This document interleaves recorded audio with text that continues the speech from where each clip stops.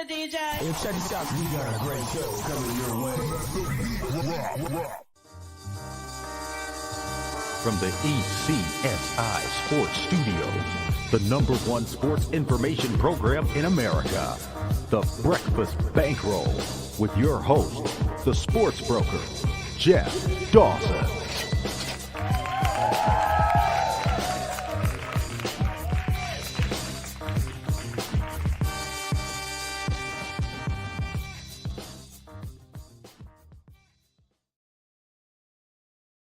Good morning, sports fans from all around the globe. I am your host, Jeff Dawson, East Coast Sports Investors, and this is your Breakfast Bankroll for Wednesday, January 4th, 2023. And as you can see, maybe there, I put 2022. That's the second time already this year. So I'm going to keep a tab till I get it right. Thank you for viewing our shows as we retweeted earlier this morning. Myself and Rob last week, the last three shows combined for over 90,000 views. And hats off to BDB and his following. You guys are amazing. If you're not following me, please come over to EC Sports Invest on Twitter. Follow us, and we will follow you back.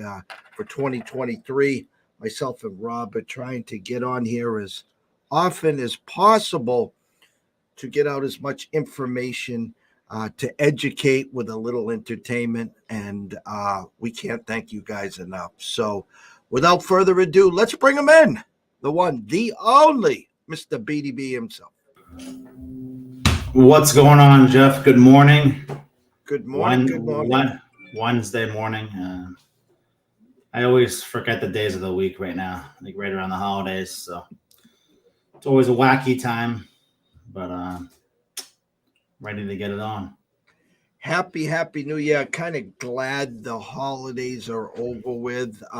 It gets crazy, as you just says. I don't know what day it is half the time, and everyone juggling schedules, traveling to see families, in-laws, kids back from school, kids going back to school. It's nice to be back into a routine. We are creatures of habit, at least I am, and it's Groundhog Day every day as we started our 8th year anniversary here on social media and Twitter. So super stoked to be here with you. How was the holidays there, sir? Holidays was pretty good. Went up north, New York, Pennsylvania. I met up with Newbie. We went to the Barstool Sportsbook in Morgantown, Pennsylvania with my partner, Jesse. We couldn't have picked a crazier game to go. We went for the Arkansas-Kansas game, and I gave out a 2-unit on the Kansas money line minus 135. No, not Kansas money line. Arkansas money line minus 135. Newbie had, I think he had Kansas plus 4, something like that. So it got real crazy, and we both won. So a game where we thought it was over, like 38-13. I'm thinking, this game's going to be a breeze. What do you know? Of course, the game we go meet up for ends up being the craziest game of the one of the craziest games of bowl season. Besides that, it was a pretty good trip. I don't miss the cold weather very much, but it was pretty nice. It's nice to relax. Nice to get out in the my uncle lives kind of in the woods. Kind of, it's nice to get out in nature. Without all the cell phones bothering you all the time and stuff like that. Had a real great end, to the bowl season. What an amazing run. Hit my 4th ever double max play with the Alabama game over, and just rode it into the final days on fire. So looking forward to getting the NFL going again whenever it gets going again, because I guess we don't really know yet. I don't know. The NFL, it's crazy what happened Monday night, of course. Totally crazy event. And I feel like we don't know what they're going to do, when they're going to play the game. Are they going to play the game? I think you have to, really, for seeding.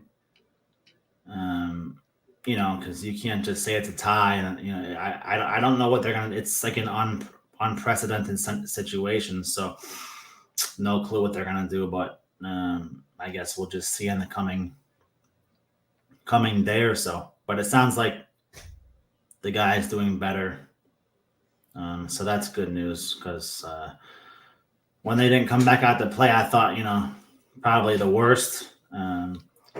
But now we're getting some better news. So hopefully he's all right. But quite the interesting few days for football fans. Yes.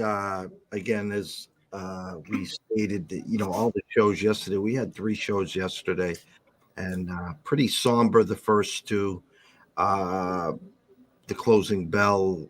Once we got into the college hoops again, we didn't want to overstep our boundaries here with Damar Hamlin. Obviously, thoughts and prayers to him, his family. His toy drive is now over $5 million. The crazies, I like to call them crazies, the Bills Mafia and family out there have just, and the whole country has just taken this by storm. And hats off to everyone that has donated. If you haven't, go out on the social media. It's out there, even if it's just $1 or $2 to help out. But it's great news. What we're hearing, it brought back maybe in my neck of the woods, like Reggie Lewis. And I had Ron on from LA yesterday, and he was 2 minutes away from Hank Gathers, and both of them were in the midst of a game, and then they just collapsed on the courts there. I've heard crazy stories to where Bills not going to play Sunday, take the forfeit, which they'll never do that, of course. No. That would get the Patriots in. I've heard business as usual Sunday. They're going to give everyone a week off, and then they're going to solo that game and push everything back a week. I can see that. I think that's the most realistic option, because we don't need an extra week off before the Super Bowl. I mean, I always thought that was unnecessary. I think that's the most realistic option. I don't see in the fairness of the game, like, the NFL is all about the fairness of the game, right? You can't do a Bills forfeit and the Patriots make the playoffs, and that affects so many bets, right? The integrity of the game, right? Roger Goodell, he didn't want to do sports betting for so long because of the integrity of sports betting. If the Patriots just were given a playoff spot, I mean, there's zero integrity there. So it's a tough situation for sure. But I mean, hopefully he's all right. But sooner or later, you got to, just like everything else, you got to put your pants back on, and you got to get out there and work again. I mean, it's unfortunate. This stuff happens every single day in the country. Every single day, somebody's at work, a coworker dies at work, and they got to go back to work. It's unfortunate. It happens. I mean, personally, my grandpa died of the same thing, hunting in the woods. Had a heart attack. Nobody was around. Couldn't really do anything. For Damar Hamlin, from what I've heard, it's the second best place he could have had it happen, besides a hospital. So sounds like he's going to get, extremely lucky, because a lot of kids, I think like 10 kids under the age of 10 die from it annually playing sports in Little League, stuff like that. And they don't have the medical attention that the NFL has, obviously. So it happens all the time, but, the NFL, they'll figure it out, and they'll get back to playing as they were. And, I think I don't see it something, I don't think the Bills would be the kind that would forfeit to begin with. I think this is kind of a thing where the Bills could use it as like a rally call, we're going to play for Damar now, I could see them using this to motivate themselves to go into playoffs. Not that they needed any, because they were playing well, but I could see them using it, as some motivation. So, we'll just, like I said, nobody knows. We'll just have to see. But, playing this week as usual, and then playing next week as a standalone game, I think that's the most realistic option. So I think that's what they'll probably end up doing, because they can't move the Super Bowl, but they can fit stuff in with that extra week in between the Super Bowl. So I think that's what they'll do. And nobody can really complain about it. I don't think anybody can complain about it, because the situation, it's a pretty bad situation. So no fans. This is the chance where the NFL can do something where it might not benefit every team, but no fans, even of opposing teams, are going to complain. So I think the NFL needs to just jump on that opportunity and, like what you said, extend the regular season an extra week for the Bills Bengals. I think that's what they'll do. So we'll just have to see. I don't think you can forfeit it, or say it's a tie, or stuff like that, because there's just too many implications. So I see people saying the Bills should have to forfeit. Like I don't think that's not very fair at all. So I think what you said, that scenario makes the most sense. So we'll see what happens. It's funny because in my mind, the initial thought process is, it's just Murphy's Law that there's 2 games on Saturday. And of course, Kansas City's one of them. So it's almost to the effect that, if Kansas City was to lose, then that would give the Bills the number 1 seed. So I'm like, okay. And then Cincinnati already beat Kansas City. So then, Cincinnati gets the 2 seed. Even if they gave them a tie, they each got a half point there. And then I totally forgot that Baltimore's sitting there with a chance to win the division. And so I'm like, as you said, there's so many implications. Obviously our number 1 concern is with DeMar and his health.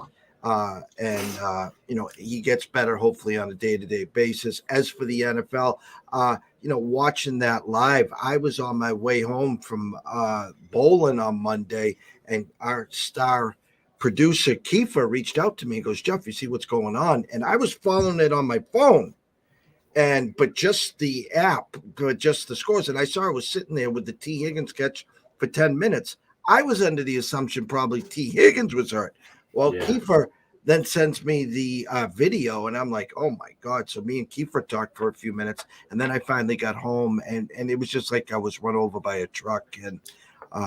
But I think you're right. I think the NFL will handle this correctly, and I like this slow process here instead of jumping to conclusions because, listen, not even the NFL, which is obviously a $1 billion business. You got high-stakes fantasy and fantasy leagues that are $1 billion businesses, $1 million businesses that are sitting there. That was the last game of the playoffs. Yeah. And I know in my leagues, I haven't seen an email yet on what they're going to do, but the FFPC has already says the points count up to the game where it's postponed, and that's it. And the season's over. And if the NFL says, hey, we're playing that game, not this Saturday, next Saturday. Well, I feel bad because there's a lot of money and a lot of money at stake, and these guys weren't given a fair shake. Yeah, that's definitely, it's a tough situation for sure. I don't play fantasy because of stuff like that. But, it just goes back to, the NFL, it's a tough, every sport, freak accidents happen. I remember, I used to be good friends with Brian Hartline when he played for the Dolphins. And he used to tell me, this is probably like 2011, he would tell me like the NFL is not going to be around like it is in 20 years. Like it's not going to be the same game. So I think stuff like this, we see more trends like to where you can see that them changing the game and stuff like that. But it's unfortunate. It's like getting struck by lightning, getting attacked by a shark. You just hope it doesn't happen again. So, and nobody knows what happened, right? Like it could have been it could have been a congenital heart problem. It could have been in his genes. So nobody knows what it is. So seeing people jump to conclusions, stuff like that, I think online is stupid because nobody knows but his family. But I think everything will be all right in the meantime. But as for fantasy, I know you're a big, huge fantasy guy, but that's why I just stopped years ago. Yeah, there were the two of the contests. First prize was $250,000 in each of the leagues, the online and the prime time, and a lot of money at stake there for the obviously for the top 3, 4, 5 guys. But we'll move on. How about you talked about the Bulls? Kind of comical. Listen, I know me, I know you, and I know a lot of our friends and colleagues. Not one of us didn't say Alabama was not one of the top 4 teams in the country, but yet all the Bama Nation sitting there screaming, and even the check marks and some of the big time quote unquote professionals start pumping out their chest and like, see, we told you, what a shaft. How the hell can't you have? We didn't say Bama wasn't a top 4 country. We just said you had 2 losses in the regular season. Sorry, you're not invited this year. Correct or incorrect? I mean, I mean, you can't have 2 losses really to make it, but I don't think, I mean, I know Ohio State played well, but you can't lose by 30 points your last game and make it either. So it's tough. I mean, all around, they were just given the spot because they had 1 loss. So it's, but watching both games, you can say, that they deserve to be there. I thought Michigan just came out. I told you on this show like that my motto was just fade the Big Ten because conference, the conference, not the conference of champions. It's not they're the first conference ever to get 9 teams in March Madness and have 0 make the Elite 8. They're the first conference to have 2 teams in the playoff that made no playoff championship. So the Big Ten's breaking all the records for the wrong reasons. But Michigan game, I know the score ended up being close, but TCU pretty much whooped their ass the entire time. TCU pretty much had it in control the entire time, right? What I said about JJ McCarthy all along, the guy is just a smaller quarterback. He's not a gunslinger, he's just a small guy. He fits that typical Harbaugh quarterback mold. The smaller guy who can run, who's not really fat. He's not really a burner, like he's not a fast runner. He's just mobile with a weaker arm, I think. And, Michigan, when Michigan was on the field with TCU, I mean, I could tell it looked like TCU was a lot bigger, a lot quicker. And I know that, TCU, I mean, when Michigan came out and ran that, 60-yard run to start the game, I'm thinking, all right, they're just going to run the ball, pound the rock. And then 4th down comes and they run a Philly special on 4th and 2 from the goal line. I mean, this reeked of desperate. You're already getting desperate going to the bag of tricks 3 minutes into the game, 0-0. And I saw a quote by TCU that said when they started pulling out tricks early, we knew that they just couldn't beat us man to man. They had to start going to the playbook, and I don't think that bode well for them. And I don't really the Michigan game. The game wasn't close. I mean, the score got kind of close, but I mean it really wasn't close. They were they took a few bad overturned calls, like the overturned touchdown. To start the overturned touchdown catch on the half-yard line, I thought that was bogus, but you can't really blame. I mean, TCU took it to them. Every time Michigan scored, TCU would answer with a 75-yard touchdown. You can just tell the speed was much different for TCU. So the Ohio State Clemson game, I mean, the Ohio State Georgia game, that was a great game. I had zero doubt in my mind that he would miss that kick pretty much. Once I saw on the live line that DraftKings had a -250 to make the kick, I was like, there's no way. And he missed it by a mile. Looked like me off the T-box. And I was thinking like, wow, in that situation, I'm like, why is Georgia scoring so quick, right? Like, why use some time? But really, when you're trailing to go to the national championship, you really want to take the lead at any opportunity you get, and then just hope for your defense to make a stop. I thought the Georgia defense probably had their worst. I mean, the Georgia secondary had their worst game of the season. Their run defense played great. I mean, Ohio State, outside of some CJ Stroud scrambles on broken pass plays, the Georgia rush defense played great. But their secondary just got torched. And obviously, I think that the main key was Marvin Harrison Jr. getting injured. If that doesn't happen, maybe Georgia doesn't win. But at the end of the day, all this talk about CJ Stroud, you go look at the stats. Stroud and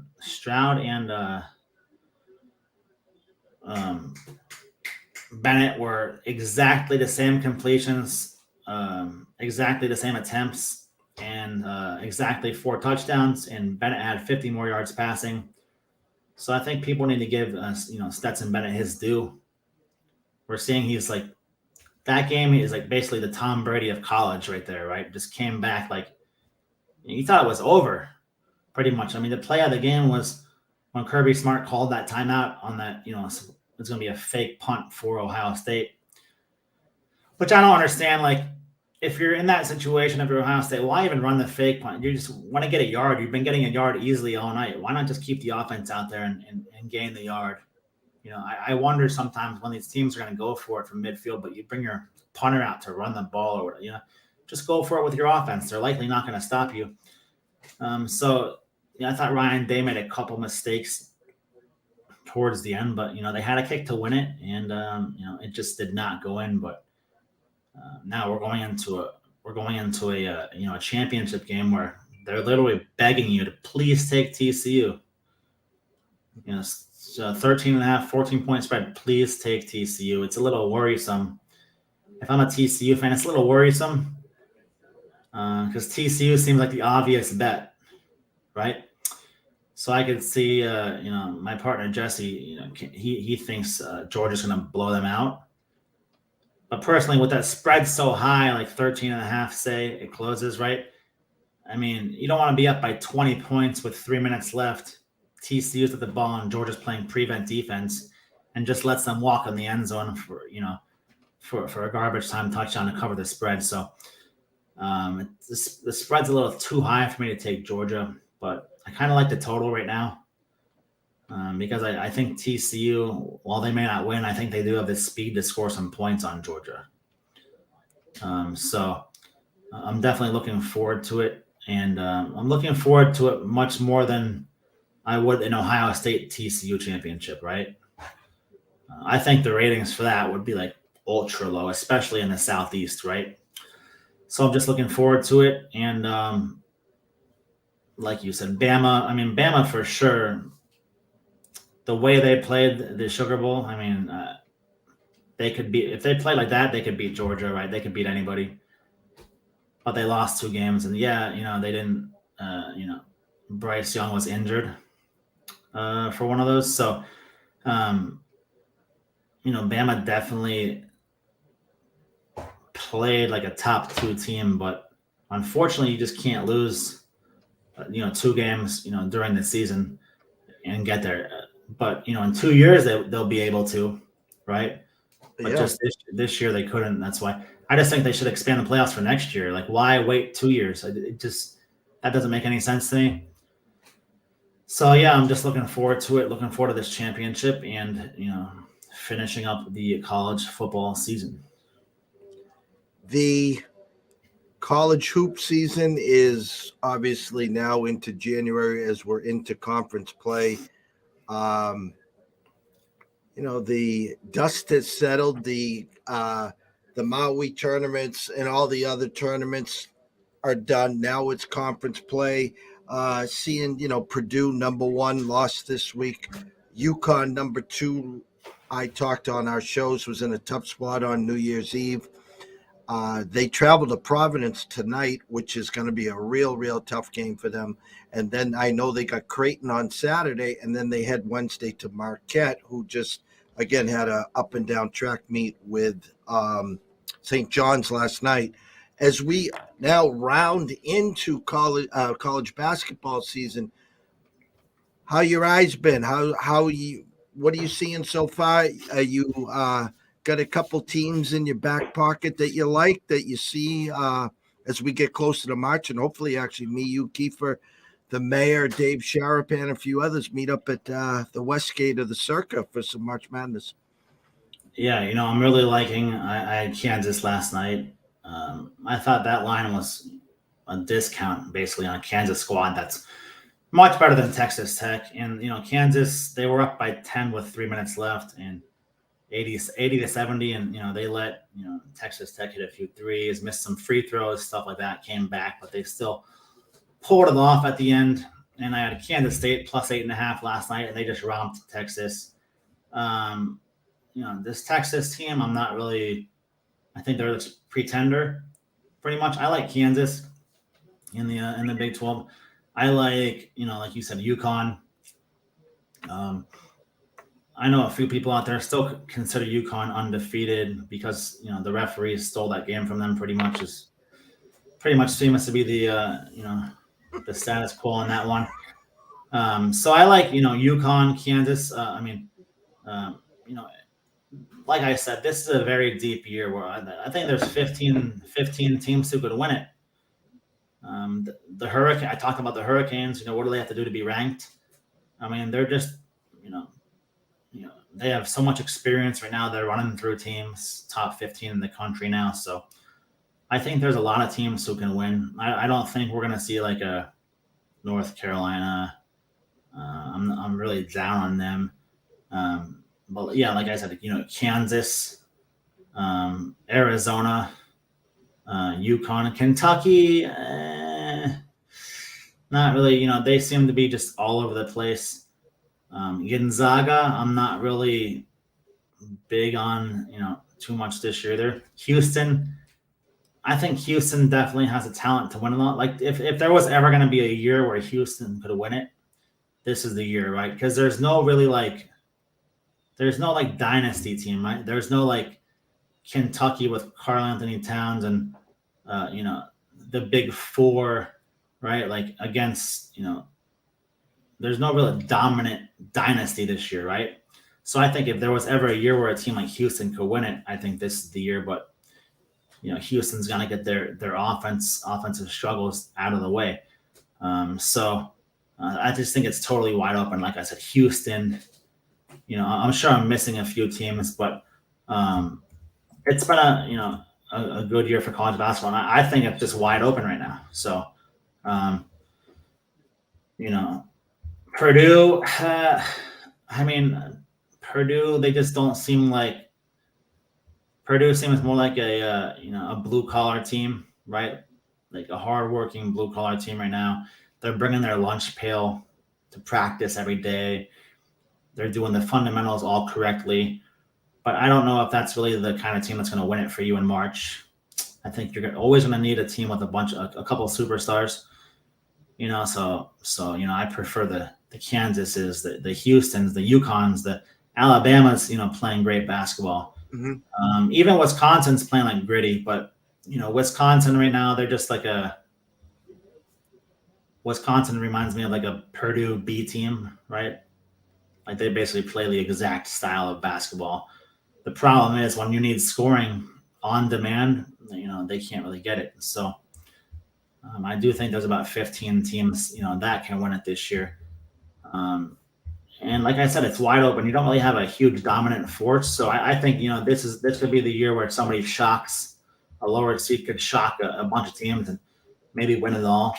But there's about 15, 20 really good teams that definitely have a shot. And I think this is the most wide open year we've had, quite some time. So I'm just looking forward to getting some meaningful games. This is when games start meaning something. When you get those classic Texas versus Oklahoma, Oklahoma versus, Oklahoma State and those classic conference rivalries. So I'm just looking forward to those. And, it's going to be a fun year.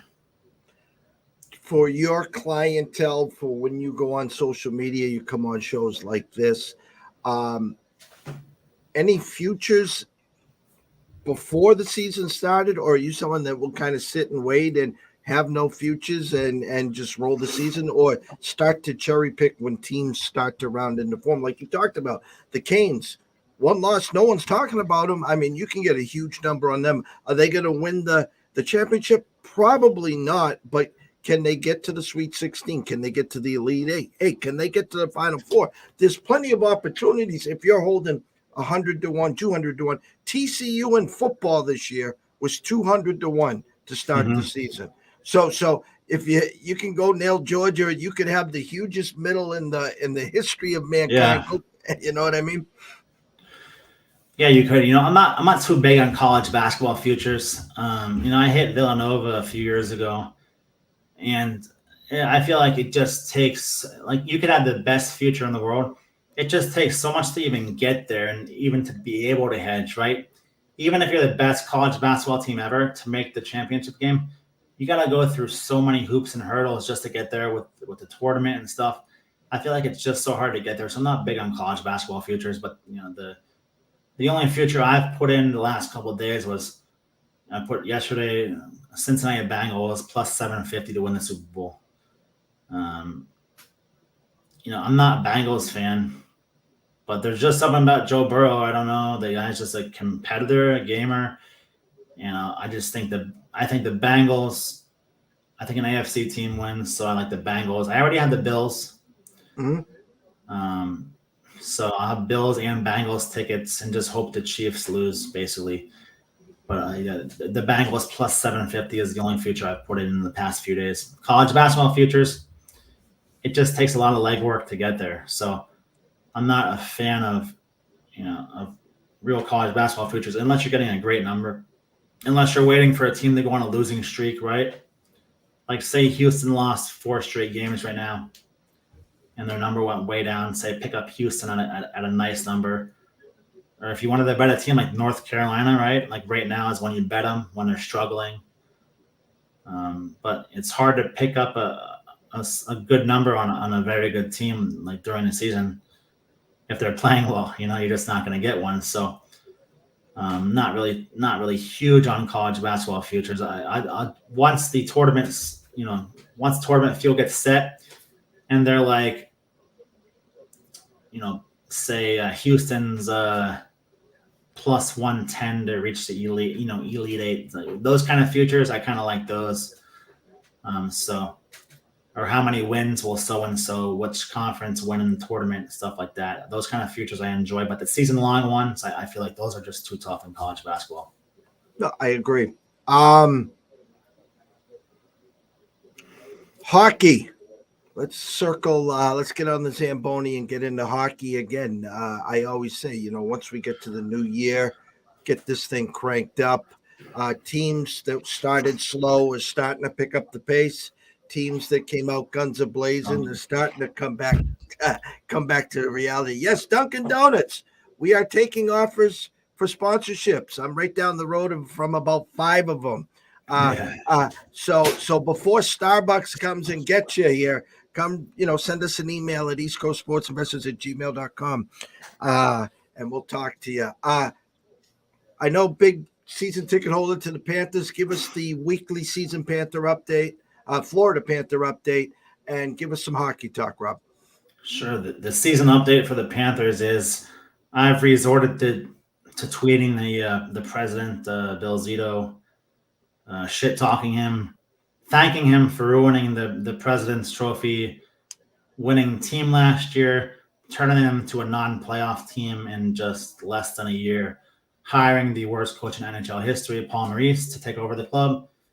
The last 2 games, I was in New York for one of them, but last night's game, I gave my tickets away. Last 2 games, I gave my tickets away. They've had hat tricks at home, Barkov and Kachuk. So I'm just down on them. Paul Maurice sucks, and I don't think they're gonna get. I don't see like I just don't see it like they're like the Stahl brothers are just having they're playing great, but when they're both playing great nightly, it's like something is wrong because you should have other guys playing. The roster is there, but just I think the goaltending has been shitty this year. And Paul Maurice, I just don't like him. Last year we were the cardiac cats, right? We had more 3 and 4 goal comebacks than anybody in NHL history. I think this year I saw a stat that the Panthers, when trailing after 2 periods, I think they're like 0-17. So if they're trailing after 2, they lose. And last year it was the complete opposite. So I'm just Paul Maurice. I'm not a fan. I think they should get rid of him, before it's too late. But the Panther, I don't know, like what the Panthers is he okay with just not making the playoffs this year? I don't know. Because if they don't make the playoffs this year, like the fans, the fans have been there the last few years, like into the team. If you take that and kill it and you turn them into a non-playoff team, forget it. You're gonna get, lower Heat attendance, right? Marlins kind of attendance. So I don't know what the franchise. The Zito's always made some questionable calls, right? But if I was them, I would get rid of Paul Maurice right now and hire Coach Q back. I think that's really the only move they can make to really salvage the season, because they're in I think they're in second to last place, like in the conference. I mean, they're behind Buffalo. Right? It's just pathetic. I mean, Buffalo's playing better this year, but there's no excuse for having the majority of the team come back. You added the scorer in Kachuk, who plays tougher than Huberdeau. And your defense is better, but you still lead you lead the NHL in shots per game still, but something's not adding up, right? The lines aren't there. It just Paul Maurice needs to go, and I'm pretty much done care. If the GM doesn't care, like why should I care, right? So that's my motto. So I'll just continue to give away, games I don't want to go to my friends and stuff like that. So, it saves me a trip, but I'm not high on them at all right now. And I think it seems like they want to suck. You bring in one of the worst coaches in NHL history record-wise. And it's because I heard they offered Andrew Burnett the job in the offseason, the full-time head coaching job. And he kind of took a while to get back to them. And I heard that's why, they went to Paul Maurice. So something just doesn't add up. I don't know. I'm not a big, Zito Jr. President GM fan. So we'll see what happens. But it seems like they're just content with not making the playoffs right now. And I'm just not okay with that. So I can't. It's hard to support it. It's like, how do you support a team that's okay with losing? I just can't do it. So that's the Panthers update right now. So if you want to check my timeline occasionally, you can see me flaming the GM on Twitter. I'm surprised he doesn't have me blocked. But yeah, that's pretty much what I've been doing. So is you seeing any trends, anything on your releases on the NHL? Couple teams, first period overs, couple teams, games going over, games going unders. Bruins still playing well. Some teams, both in the East and the West are hot right now. Is there a certain couple teams that you've made some good money on lately? Yeah, I've just been fading the Blackhawks and fading the Blackhawks team totals, taking the unders. Last night, I gave out the under Blackhawks under 2.5 last night for a free play. And, Blackhawks came out and they scored a goal the first 4 minutes. But, the Lightning play that tight defense. The Lightning aren't going to give up too many goals. Lightning shut them down the rest of the game, and the Blackhawks didn't score again. So just taking these poor teams, team totals under. Especially when they were playing the Avalanche, when the Avalanche were injured. The Avalanche were playing tighter defense because, they didn't have the scorers there. So I'm just, looking for those matchups with, good goalies going against poor offenses. I had the Canadiens under 2.5 goals last night. I lost in the last, 2 minutes of the game. But, if you just, the Canadiens don't even average 3 goals a game, right? So just looking at some of these lower record teams and just, taking their team totals under, just depending on who they're going up against that night, what their motivation is. Blackhawks right now, they're playing, their season's essentially over, right? They really have no stars. And teams know this, right? So they're just going to crush them defensively when they play them. They can't get any firepower going. So looking for teams that don't have, lots of scoring on their lines. And and lack firepower and, frankly, lack motivation, right? It's, you're just looking at their nightly motivation, right? Like, what's the Blackhawks motivation every night now? Blackhawks could win 15 in a row and still be under 500, right? So the motivation's gone. Kind of feel like it's like similar to bowl season, right? Like Tulane +2 against USC, right? Like, why is that line +2? Well, the motivation for USC to be there, right? They should have made the playoff and they didn't. So now they're thinking, well, now we're in the Cotton Bowl. Like, we could have been in the national championship, but now we're in the Cotton Bowl. So who really cares, right? So I think a lot of it's motivation. Night to night, I look at who's on those extended road trips, right? Who's getting towards the end of the road trip. You've played 4 straight games on the road, and now you're on a back-to-back final game, right? Or you just went to overtime last night. A tough game, went to a shootout, and you lost. So just more of like, scenarios like that. But recently I've started to pivot into the team total unders on some of the poorer teams, and I find out it's been working, pretty well. I'm really waiting for, a spot to play a big game in the NHL. But, the stuff the trusty bets I had last year where I could bet the Calgary's, the Flames, the Oilers overs, like those just aren't there this year. You're seeing the Flames play defense now. You're seeing the Oilers play defense on, some nights. The one overs that I do like right now are the Sabres, right? I think the Sabres are the highest scoring team in the NHL, right? I think the Sabres are the highest. They're the worst defensive team. So they're first in the third. We needed them to close a 3-team parlay on Sunday, our action parlay, with the over with the Sabres game. I think it was against Ottawa? Senators and Sabres, and they scored in the first minute, and they can't get the over. And, of course, last night they were, guns a-blazing. And TJ wanted to ask you, have you noticed anything with the Coyotes at home lately? Have you seen anything you liked over there? Yeah, they're playing much better. They just beat the Avs at home.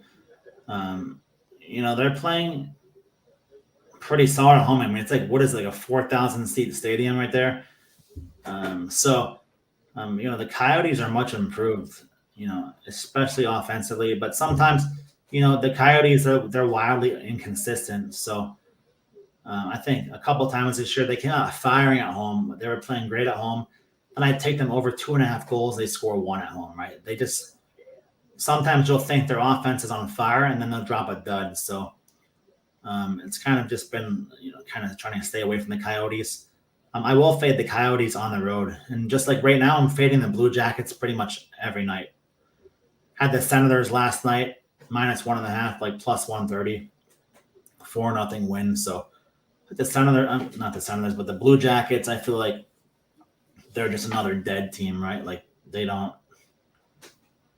pretty much playing for nothing, right? You got Johnny Gaudreau, your big off-season signing.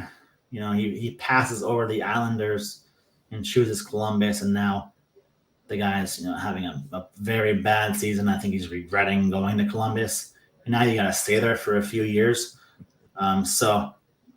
Just fading the bad teams, right? Arizona, the Coyotes are that team that, one night they can show up and they can pretty much beat anybody.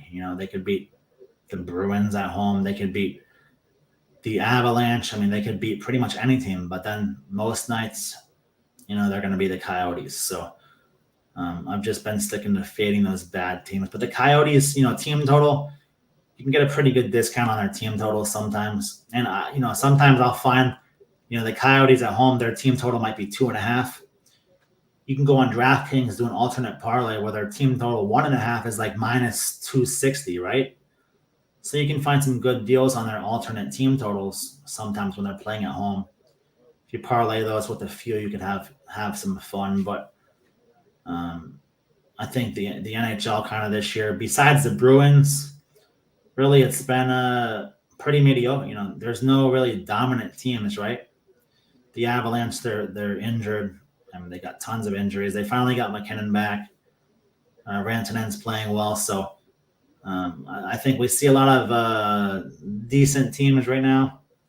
But the Bruins pretty much seem to be, the odds-on favorite in the NHL right now. But can they keep it up, right? Like, can they keep this momentum going, right? I always say you never want to be the best team in the middle of the season, right? We're seeing that kind of like with the Philadelphia Eagles, right?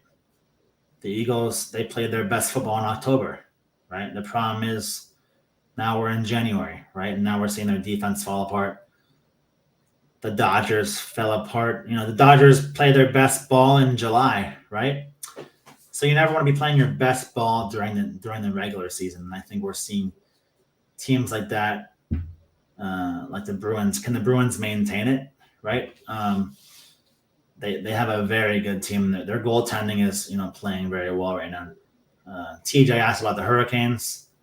Can the Hurricanes win the Cup? I mean, the Hurricanes we've seen in the playoffs, they'll play tight defense, and their goaltending gives them, a chance to win every night.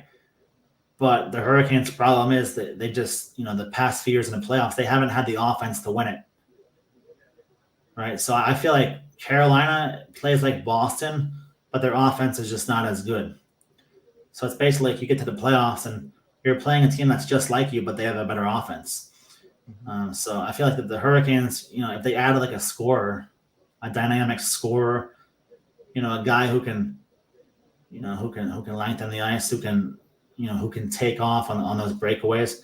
If they added like a power scorer, I think the Hurricanes would be a lot better. But I feel like, everything the Hurricanes do, it's just like a little off of what Boston does right now. So I think, once the Hurricanes, if they can really find an offense and turn an offense up, have more shots on goal every game, I think that's how like the Hurricanes can win the Cup. I don't think they're going to win it playing suffocating defense, right?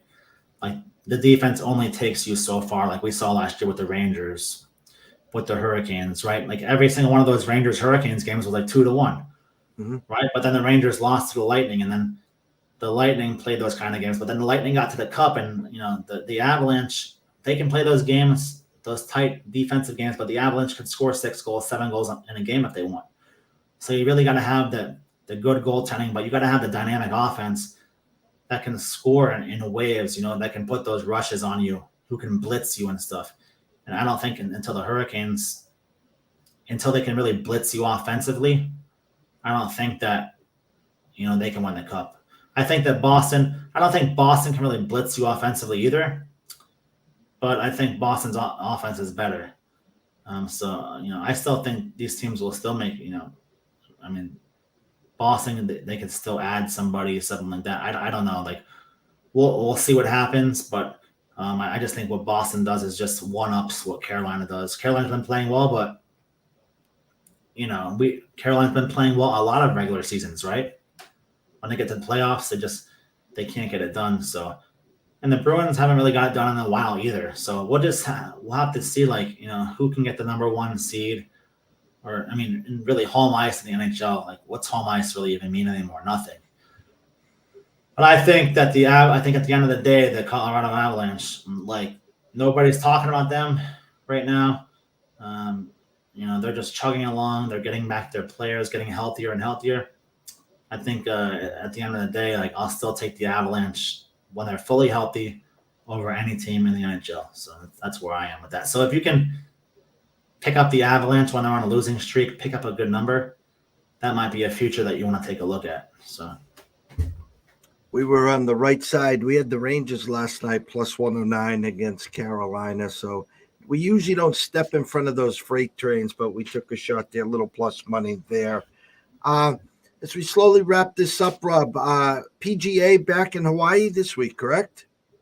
Yeah, we've got the Century Tournament of Champions starting tomorrow. So I'm actually giving the tournament away for free because it's a limited field.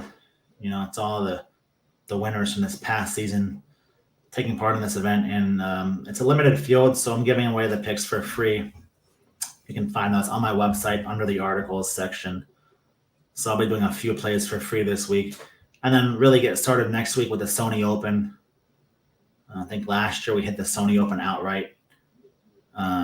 So I'm looking forward to getting the PGA season started. And The early season PGA is always fun because you get those West Coast events, the Hawaii events, the California events. So I'm just looking forward to getting another, PGA season started and swing. And, I can't wait as we get into, especially the Masters, when we see like Live Golf. It's basically Live Golf versus the PGA. Can't wait for Live Golf actually as well. So I'm looking forward to a wonderful golf season. And time flies because it just seems like November we were just taking the golf break. Now it's already back. So I'm just looking forward to it. And it's a busy, busy time.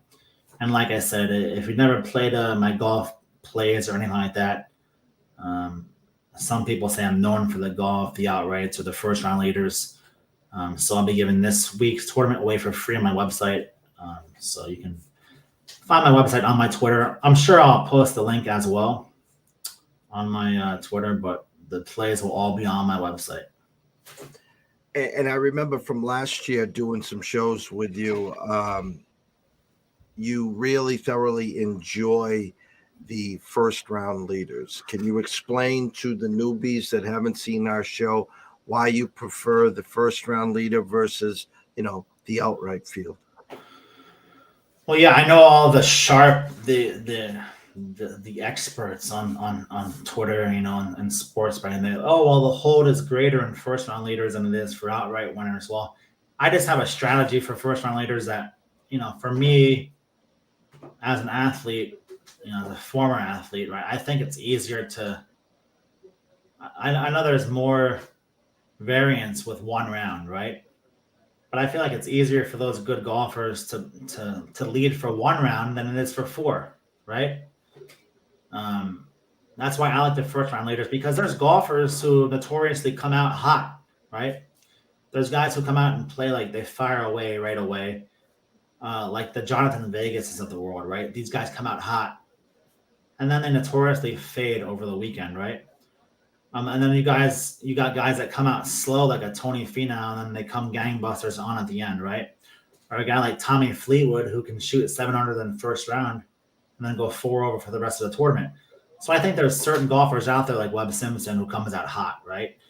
John Rahm, right? When John Rahm wins, he comes out hot. So you just pick out guys who, come out hot. And just from watching it, so much over the years, I just really kind of feel like I have a knack for just picking them, who's playing well, who's coming in and playing well, who plays the course well, right? So I like to play those guys who are familiar with the course, who play the course well for the first round. I just think, in my opinion, I've hit a lot more first round leaders than full tournament winners. I think it's just the easier way for me. And I know some people, they disagree because of the hold and all that stuff, but personally speaking, I just like to play the first round leaders better, because there's nothing worse than having a guy lead the tournament for 3 days and comes down to that final stretch and he chokes it away, right? Like you're at the U.S. Open last year, the PGA Championship. You got Mito Pereira. Here he comes, leading 3 strokes, 2 holes left, and he just chokes it away, right?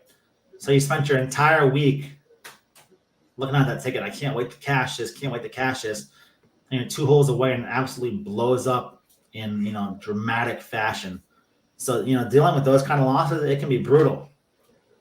That's why I'll take a guy for the first round. And if I'm not betting him after that, I don't really care if he blows up. I don't have it anymore. So, I can't tell you how many winners I've had that have come out hot and then just blown up. Mm-hmm. Then you got some like Kevin Na who will come out hot and then pretty much maintain it. Or Hideki Matsuyama who will come out hot and maintain it. And you got guys like Kevin Kisner who might come out hot, but then will just totally blow up. So it's just more of a feel kind of thing for me. And I just specialize in first round leaders. So that's really pretty much all there is to it. Had the crawler going the whole time. Obviously, they can go to Twitter and follow you at Beaten the Bookie. Anyone not following myself can go over to Twitter at EC Sports Invest.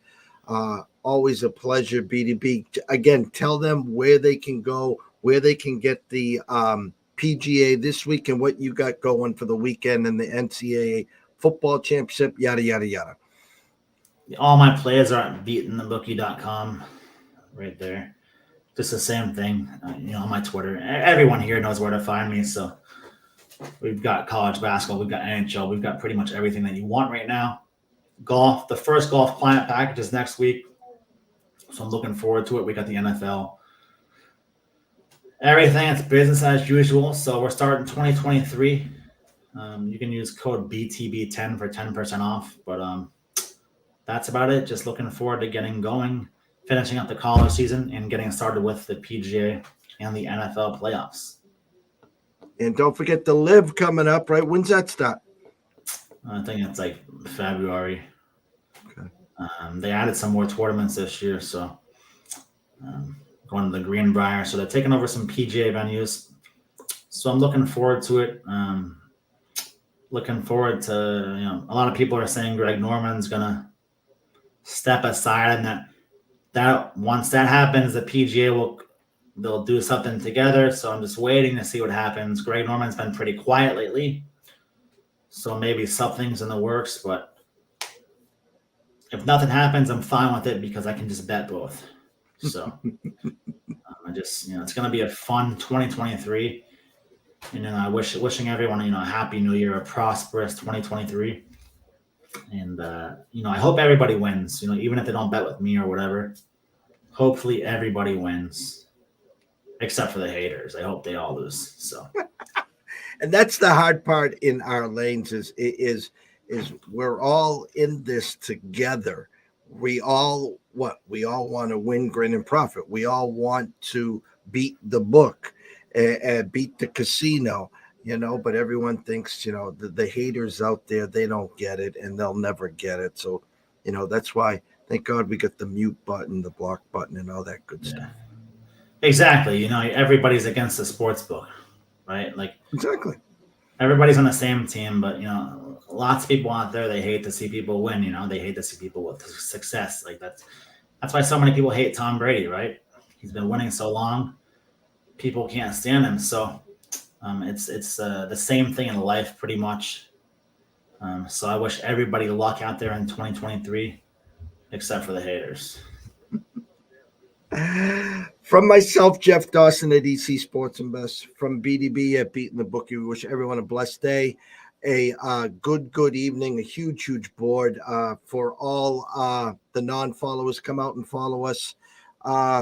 We look to be doing a lot more of these shows in 2023, and we'll just keep it going, send out some winners, some free picks here and there, and we'll just keep everyone winning, grinning, and profiting. How's that sound, BDB?